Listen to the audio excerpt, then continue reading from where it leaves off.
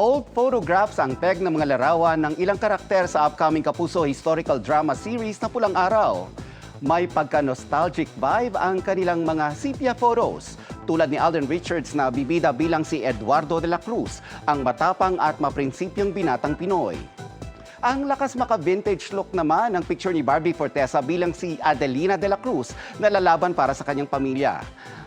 Angat din ang classic beauty ni Sanya Lopez na gaganap naman bilang si Teresita Borromea, ang lalaban para sa karapatan ng mga kababaihan.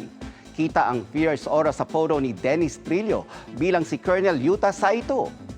Makisig na Hapones naman ang look ni David Licauco bilang si Hiroshi Tanaka. And speaking of David, overwhelmed and very grateful siya lalo't nakabanding niya ang fans sa kanyang birthday celebration. Nakakahiya actually dahil syempre nagbigay sila sa akin ng oras at para pumunta dito kahit Saturday. I think I'm super overwhelmed with everything. Mga kapuso, maging updated sa showbiz happenings anumang oras. Mag-subscribe sa GMA Integrated News sa YouTube. At para sa mga kapuso abroad, bisitahin ang GMA Pinoy TV at www.gmanews.tv.